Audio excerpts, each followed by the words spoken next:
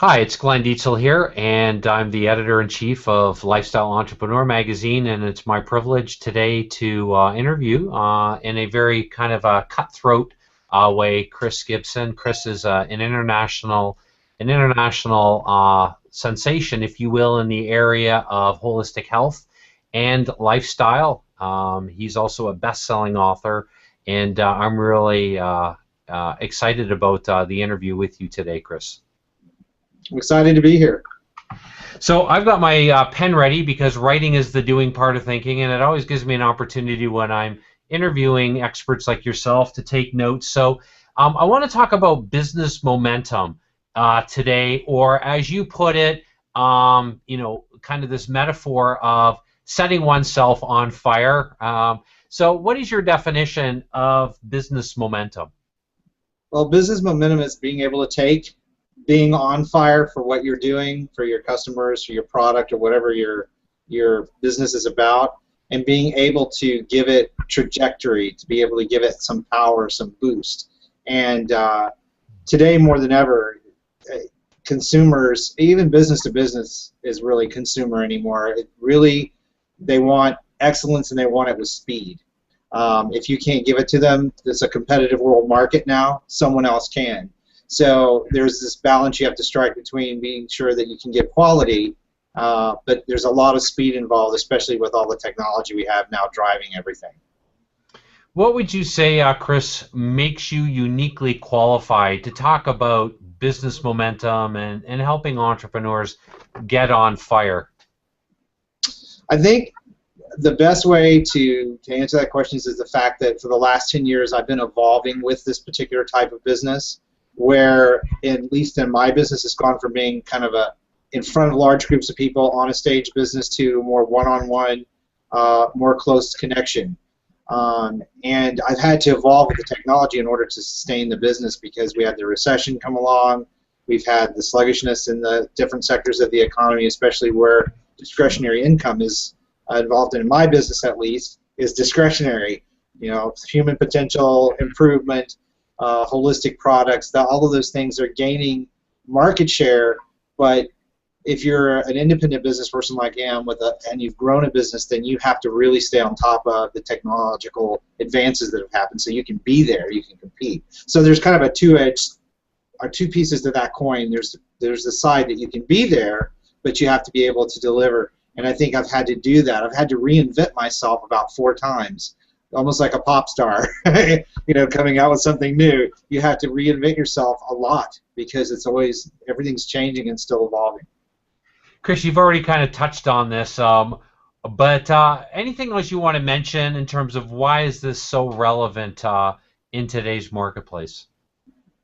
Well, perception of the client or customer has always been there, and whatever their perception or experience is what they leave with. It's your brand, basically. So I pay a lot of attention to what happens in that interaction, and today more than ever, because of the technological advances, the relationship customers have with us tend to be, while it's electronic or digital, tend to be more personally based than in the past. You know, it's like you're the salesperson now. You're the brand maker, and they're not interested so much in the sales guy anymore because they can get to your message much more directly. They can find out who you are much more directly, and there's nothing hidden anymore. Not that what gets uncovered is always true. That's the other side of it, is that you can be squeaky clean and still have bad press. So you really have to be involved now, I think, if you're going to have any kind of a brand that's going to have any staying power. And we see that even with the large companies that have taken these huge hits in the media for just simple mistakes. GM here in the U.S., didn't do a recall timely. Probably some kind of bureau. I don't think it was a conspiracy. Those things happen, but it's really damaged their brand right now. So it's really important to stay on top of that and know that the visibility level is very, very high now for what you do. How does your system work to help entrepreneurs create the kind of momentum that you've been able to do with your own company? Well, what goes in place with me working with other clients is again that focus. The focus in having a solid plan and not taking on too much at once. What I see a lot of business folks doing is trying to accomplish too many things at one time, so they kind of get lukewarm results everywhere. It really is about defining what you do well and doing that very well and getting that as clean and lean and mean as you can, and then taking and scaling your brand. A lot of people want to get there so quickly, they don't see the things that are coming down the road that are going to knock them off. There's always going to be something in your way. Something's always going to show up. But if you're focused and you get your inner workings of your business down to a fine machine, then you're going to be really aware of what's coming. You're going to be doing the best job you can in those areas, and you're going to naturally be able to scale your business, which is what everybody wants.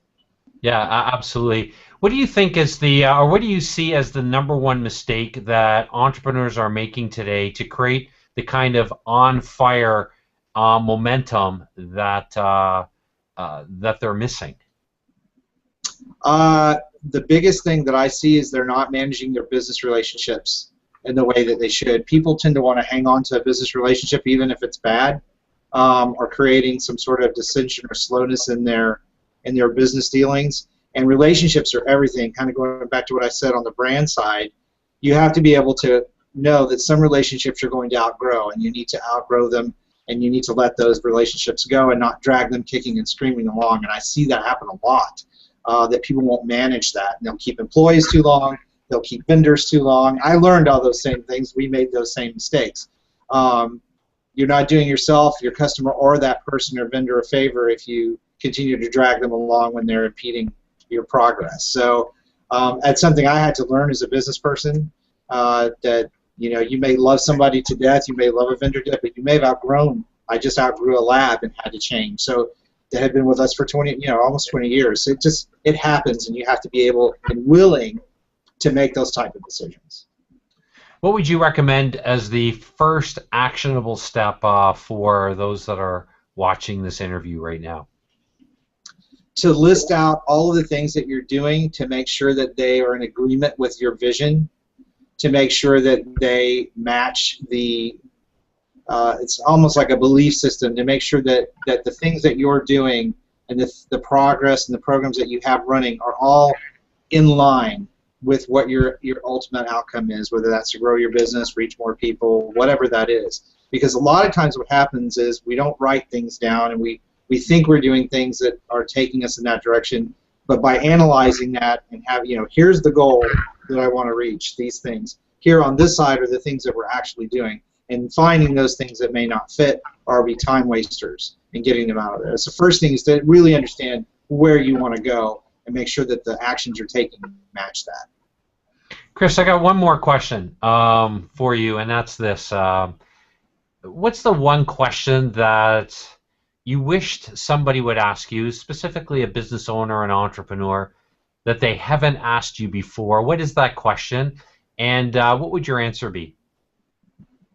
I guess it would be, how do you manage to consistently provide a service when you do have all of these things that come up? How do you plan ahead for that? Because so much of it is unknown.